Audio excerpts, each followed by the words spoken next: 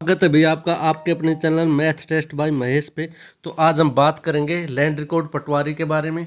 इनकी अनुमानित cut off को डिस्कस करेंगे इस वीडियो में कि 2026 मेंस के लिए कट ऑफ कितनी होने वाली है। पिछली जो कट ऑफ थी उसको कंपेयर करेंगे इससे, और उस हिसाब से जो एकदम स्टिक कट ऑफ है उसकी कैलकुलेशन करेंगे। उसके अलावा शैक्षणिक योग्यता की बात करेंगे, सैलरी की बात करेंगे, जिम्मेदारियों की बात करेंगे, तो और कितनी सैंक्शन पोस्ट हैं और कितनी पोस्ट खाली है और कितनी नई पोस्ट आने का अनुमान है, वो सभी बातें इस वीडियो में डिस्कस करेंगे। तो इस वीडियो को अंत तक देखना। अगर चैनल पे पहली बार आए हो तो प्लीज़ चैनल को सब्सक्राइब कर लीजिए और बेल के आइकन को दबा दीजिए और वीडियो को पूरी देखना और वीडियो को लाइक करना। तो चलिए शुरू करते हैं। सबसे पहले देखिए शैक्षणिक योग्यता। तो शैक्षणिक योग्यता क्या होती है पटवारी की? भाई पटवारी की शैक्षणिक योग्यता ग्रेजुएशन है फिलहाल, पहले +2 थी, ठीक है, यानी 12वीं थी। अब ग्रेजुएशन में क्या क्या हो सकता है? बीए हो सकती है, बीएससी हो सकती है, बीकॉम हो सकती है, बीटेक हो सकती है। उसके अलावा 10वीं क्लास में हिंदी या संस्कृत में से कोई एक विषय होना चाहिए। फिर ग्रुप सी क्वालिफाइड होना चाहिए। उसके अलावा कंप्यूटर का ज्ञान होना चाहिए। इसका डिप्लोमा ज़रूरी नहीं है, सिर्फ नॉलेज हो तो भी चल जाएगा, ठीक है। उसके बाद आते हैं एज लिमिट में। तो एज लिमिट 18 से 42 वर्ष तक है। 18 से 42 वर्ष के बीच के मेल व फीमेल, नर व मादा फार्म भर सकते हैं। उसके अलावा रिजर्वेशन में आपको पता है छूट है, बीसी में 3 साल की छूट है, एससी में 5 साल की छूट है। तो 47 साल तक के युवा फार्म भर सकते हैं। हालांकि 47 साल का होने के बाद आदमी युवा बचता नहीं है। आगे बढ़ते हुए दूसरी स्लाइड की तरफ अब आते वेतन पे बात कि सैलरी कितनी। सैलरी अच्छी खासी मिल जाती है, सैलरी की चिंता मत करना। ये जो पटवारी की पोस्ट है ये पे लेवल 5A की पोस्ट है। पे लेवल 5A, जैसे पे लेवल 1 होता है, 2, 3, 4, 5, ये 5A में है और फिर 6 होता है। तो 5A की जो बेसिक शुरू होती है वो 32,100 रुपये से शुरू होती है, ठीक है। उसके बाद 58% DA मिलता है, तो 18,618 रुपये DA हो गया। उसके बाद HRA 8% मिलता है, तो 2,568 रुपये HRA हो गया। उसके बाद चिकित्सा भत्ता यानी कि मेडिकल मिलता है, 1,000 रुपये मेडिकल। तो कुल मिला के ग्रोस इनकम हो गई 54,286 रुपये। अब इसमें कुछ डिडक्शन भी होंगे, जैसे एनपीएस कटता है। एनपीएस किसका कटता है? बेसिक प्लस डीए का 10% एनपीएस कटता है। तो बेसिक प्लस डीए का अगर हम 10% जोड़ते हैं एनपीएस, तो ये हमारे पास आ रहा है 5,072 रुपये, ठीक है।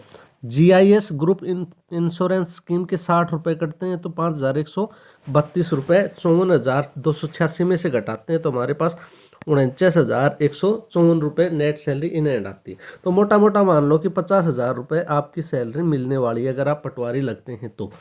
लेकिन अभी 1 जनवरी 2026 से 8वां वेतन आयोग लग गया। ये 7वें वेतन आयोग के तहत थी। तो 8वें वेतन आयोग में लगा लो कम से कम 30% का हाइक तो होने वाला है सैलरी में। तो अगर 50,000 का 30% निकालते हैं तो वो बैठता है 15,000, यानी कि इसमें 15,000 जोड़ लो, यानी कि कम से कम 65 से 70,000 रुपये आपके इन हैंड आ जाएंगे अगर आप पटवारी लगते हैं तो, ठीक है। तो आप मान के चलो 70,000 रुपये सैलरी आपकी होने वाली है अगर आप पटवारी लगते हो तो। उसके बाद अगली स्लाइड की तरफ बढ़ते हैं भाई। इसमें आता है कि पटवारी की जिम्मेदारी क्या होती है। भाई पटवारी को बहुत काम होता है, पटवारी का वर्कलोड बहुत ज़्यादा होता है, ठीक है। इजी नहीं है पटवारी की ड्यूटी करना। इसमें काम क्या क्या होते हैं वो देखो। जैसे जमाबंदी का रख रखाव, हर 5 साल में गाँव की ज़मीन का नया रिकॉर्ड तैयार करना। जमाबंदी में क्या होता है कि हर 5 साल में गांव की ज़मीन का नया रिकॉर्ड तैयार करना, उसके मालिक को देखना, भाई मालिक कौन है, और क्षेत्रफल को देखना, वो सारा। उसके बाद दूसरा जो काम है गिरदावरी करना। वर्ष में दो बार रबी और खरीफ की खेतों का निरीक्षण कर फसल का रिकॉर्ड दर्ज करना। उसके बाद इंतकाल करना, जैसे हम ज़मीन को खरीदते हैं तो इंतकाल करवाते हैं, तो वो ज़मीन खरीद फरोख्त या विरासत के बाद रिकॉर्ड में नाम चढ़ाना। उसके बाद है भाई नेक्स्ट निशानदेही। जैसे झगड़ा हो जाता है ज़मीन पे, किसानों का या किसी का भी, मतलब प्लाट वगैरह की ज़मीन हो या कृषि योग्य भूमि हो, उनके लिए जैसे उनका बंटवारा होता है तो बीच में झगड़ा हो जाता है, तो उसके लिए उनकी पैमाइश करनी होती है, तो वो भी पटवारी के द्वारा की जाती है। किसानों के बीच मेड़ झगड़े पर ज़मीन की पैमाइश करवाना कानूनगो की मदद से, ये भी पटवारी का ही काम है।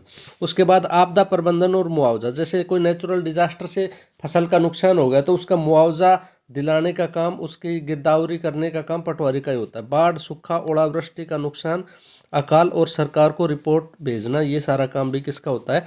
पटवारी का काम। अन्य कार्य क्या क्या होते हैं? जैसे चुनाव में ड्यूटी लगना, जनगणना में ड्यूटी लगना, पशु गणना करना, सरकारी योजनाओं का प्रचार करना। उसके बाद और क्या होता है? प्रमाण पत्र सत्यापित करने की ड्यूटी भी पटवारी की होती है। जैसे जाति प्रमाण पत्र हम सत्यापित करवाते हैं, सिग्नेचर करवाते हैं। आय प्रमाण पत्र में भी रिहायशी प्रमाण पत्र को बनाने के लिए इनसे साइन वगैरह करवाने पड़ते हैं, सत्यापित करवाना पड़ता है। तो ये सारा काम पटवारी का है, जो कि आसान काम नहीं है। चलिए आगे बढ़ते हैं नेक्स्ट स्लाइड की तरफ। नेक्स्ट स्लाइड में, इससे पहले हम ये स्लाइड देख लेते हैं। हाँ भाई, अब बात करते हैं कि पटवारी की वर्तमान में पोस्ट कितनी आने की संभावना है। हरियाणा पटवारी में वर्तमान 2026 में राजस्व विभाग में कुल सैंक्शन जो पोस्ट है, कुल सैंक्शन पोस्ट ये 2691 है भाई। 2691, मोटा मोटा मान लो 2700 पोस्ट है भाई। ठीक है। अब 2024 में जो ग्रुप 56 के तहत भर्ती हुई थी, जिनकी अभी ज्वाइनिंग प्रोसेस चल रहा है, उसमें 1213 पटवारी भरे गए हैं भाई। कितने? 1213। ठीक है। जैसे ये काफ़ी पहले की चली आ रही भर्ती थी, तो उस टाइम 588 के लिए निकाला था, लेकिन बाद में बढ़ा के इनको 1213 कर दिया था। लेकिन इसी रिपोर्ट से पता चलता है कि इससे पहले, ये 1213 भरने से पहले 1200 पटवारी मतलब वर्किंग में थे। जब इनको हम घटा रहे होते हैं यहाँ पे, तो हमारे पास मोटा मोटा 2413 है, हो गया, यानी कि 300 के लगभग मोटा मोटा हमारे पास आ जाता है। ठीक है, 300 के लगभग हमारे पास मोटी मोटी पोस्ट आ जाती हैं। तो कुछ रिजाइन दे देंगे, या कुछ रिटायर हो जाएंगे, या कुछ ज्वाइन नहीं करेंगे, तो हमारे पास पोस्ट आने की संभावना 300 से 350, जो काफ़ी कम है। तो अब की बार पटवारी की बहुत ज़्यादा पोस्ट नहीं आने वाली, पिछली बार की तरह 1213, 300 से 350 पोस्ट आने वाली है। ठीक, इसी का कारण 10 गुना का जो फायदा है वो कुछ खास इफेक्ट डालेगा नहीं, क्योंकि पिछली बार जितने युवा बैठ रहे थे उससे भी कम युवा इस बार सीटी मेंस में बैठेंगे, चाहे 10 गुना कर दिया गया हो, क्योंकि ये पोस्टों पे डिपेंड होता है और पोस्ट हैं काफ़ी कम। तो अब देखते हैं कि कितने बच्चे बैठ सकते हैं एग्ज़ाम में। देखो भाई, पहले सीईटी की जो थी वो 4 गुना की, कुल पद 1312 थे ग्रुप 56 के हिसाब से, और नियम था 4 गुना का।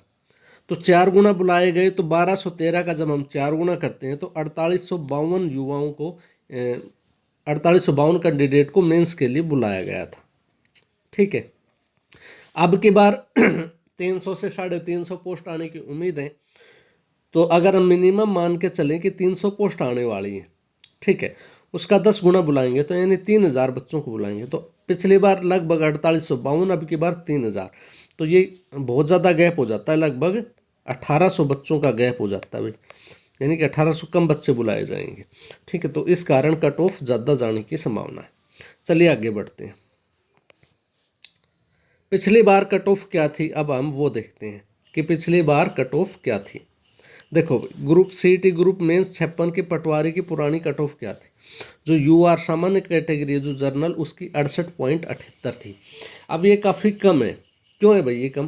क्योंकि पिछली बार जो रिजर्वेशन पॉलिसी थी, वो अब की बार जो रिजर्वेशन पॉलिसी उससे डिफरेंट थी। पिछली बार की रिजर्वेशन पॉलिसी में रिजर्व कैटेगरी के जो कैंडिडेट थे, वो अगर इसकी जर्नल की मेरिट को क्रॉस भी करते हैं तो जर्नल में काउंट नहीं हो रहे थे। अब की बार ऐसी रिजर्वेशन पॉलिसी है नहीं, अभी के डाटा के हिसाब से प्रोमिला वाली ही पॉलिसी लगने वाली है, जिसमें अगर ये रिजर्व कैटेगरी के कैंडिडेट हैं, ये अगर जर्नल की कट ऑफ पार कर लेते तो जर्नल में काउंट होंगे, इनकी कैटेगरी में काउंट नहीं होंगे। तो इस बार जर्नल की ज़्यादा जाएगी और पिछली बार से। तो पिछली बार जर्नल की 68.78 थी, ईडब्ल्यूएस की 67 थी भाई, बीसीए की 65 थी, बीसीबी की 67.56 थी, और एससी की 61.61 थी भाई। ये थी पिछली बार। ठीक है, अब देखते हैं कि कट ऑफ ज़्यादा क्यों जा सकती है। 3 कारण देखते हैं। अब की बार कट ऑफ हाई जाने के 3 प्रमुख कारण। मेंस में बैठने वाले बच्चों की संख्या कम हुई है। कितने कम हुए? 1800 के लगभग बच्चे कम बैठेंगे अगर 300 पोस्ट आती हैं तो। नॉर्मलाइजेशन अब की बार नॉर्मलाइजेशन ने बच्चों के स्कोर को काफ़ी ही इम्बैलेंस कर दिया है। कुछ बच्चे थे जिनके 80 नंबर बन रहे थे, उनके 10 कट के 70 हो गए, और कुछ बच्चे ऐसे थे जिनके 70 बन रहे थे, उनके 10 प्लस हो के 80 हो गए। तो इस हिसाब से अब की बार स्कोर ज़्यादा है पिछली बार के कंपैरिजन में। ठीक है, तो ये भी कारण है कट ऑफ हाई जाने का। तीसरा कारण, पिछली बार लगभग 3.5 लाख बच्चों को पास किया था, लेकिन अब की बार लगभग 8.12 लाख बच्चों को पास किया है, तो ये इसके डबल से भी ज़्यादा है। ठीक है, तो अब की बार बच्चों की संख्या ज़्यादा है पास होने वालों की, तो नंबर ज़्यादा लेने वालों की भी संख्या ज़्यादा ही होगी अनुमानित। ठीक है, तो अब की बार कड़ी टक्कर है अभी। तो मेंस में कितनी कट ऑफ जा सकती है वो देखते हैं हम। घबराने की बात नहीं है, कोई बहुत ज़्यादा कट ऑफ जाने वाली नहीं है। अगर पोस्ट ज़्यादा आती हैं तो ये कट ऑफ और भी नीचे आएगी, और ये काफ़ी कैलकुलेशन के बाद बनाई हुई कट ऑफ है कि 10 गुना के बच्चों। तो सबसे पहले जर्नल की बात करते हैं भाई। जर्नल की कट ऑफ 76 से 78 के बीच रहने वाली है। ठीक है, 76 से 78 के बीच। जिस भी बच्चे के 76 नंबर हैं उसको मेंस की तैयारी करनी चाहिए पटवारी के लिए। अब आते हैं AWS। अभी ये ज़्यादा क्यों गई है, क्योंकि अब की बार प्रोमिला वाली रिजर्वेशन पॉलिसी लगनी है, तो इन कैटेगरीज में भी जो बच्चे मेरिट को क्रॉस करते हैं जर्नल की, तो वो जर्नल में काउंट हो जाएंगे और इनकी सीट खाली हो जाएगी। EWS जो है उसकी कैटेगरी में जो कट ऑफ जानी वो 73 से 75 के बीच में जानी है। तो जिस बच्चे के 73 नंबर है उसको तैयारी करनी चाहिए।